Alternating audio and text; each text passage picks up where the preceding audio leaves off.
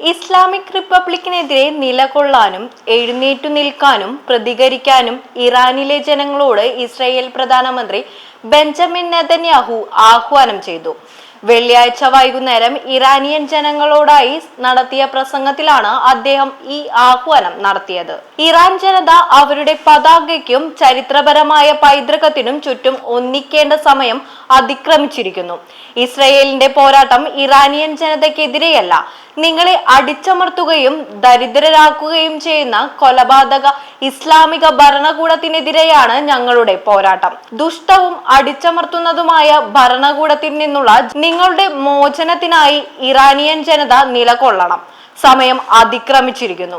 ഇത് നിങ്ങൾക്ക് എഴുന്നേറ്റു നിന്ന് നിങ്ങളുടെ ശബ്ദങ്ങൾ കേൾക്കാൻ അനുവദിക്കാനുള്ള അവസരമാണ്, നെതന്യാഹു തന്റെ പ്രസംഗത്തിൽ ആഹ്വാനം ചെയ്തു. സ്ത്രീ, ജീവിതം, സ്വാതന്ത്ര്യം, San Zindagi Azadi, Iranian government വിരുദ്ധ പ്രതിഷേധങ്ങളുടെ മുദ്രാവാക്യം എടുത്തു പറഞ്ഞുകൊണ്ടാണ് നെതന്യാഹു തുടർന്നു.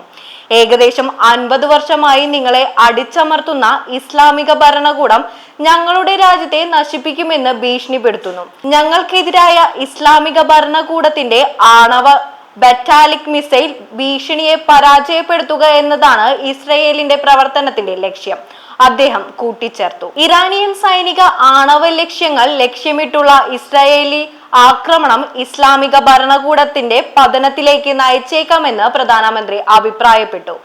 ഇറാനിനെതിരായ ഇസ്രായേലിന്റെ ആക്രമണം എത്ര ദിവസം വേണമെങ്കിലും തുടരുമെന്ന് നേരത്തെ പറഞ്ഞിരുന്നു നെതന്യാഹു. കൂടുതൽ കാര്യങ്ങൾ വരുന്നുണ്ട് എന്ന് ഇറാനിയൻ ജനങ്ങളോട് വാഗ്ദാനം ചെയ്തു. ഓപ്പറേഷൻ റൈസിംഗ് ലയണിനെ തുടർന്ന് ഇറാൻ ഇസ്രായേലിനെതിരെ പ്രതികാര ആക്രമണം നടത്തിയ സാഹചര്യത്തിലായിരുന്നു നെതന്യാഹുവിന്റെ പ്രസംഗം. ഇസ്രായേൽ ആക്രമണങ്ങളെ യുദ്ധപ്രഖ്യാപനമെന്ന് ഇറാൻ വിശേഷിപ്പിക്കുകയും ഇസ്രായേലിനു നേരെ നഗരത്തിന്റെ കവാടങ്ങൾ തുറന്ന് പ്രതികാരം ചെയ്യുമെന്ന് ഭീഷണിപ്പെടുത്തുകയും ചെയ്തു.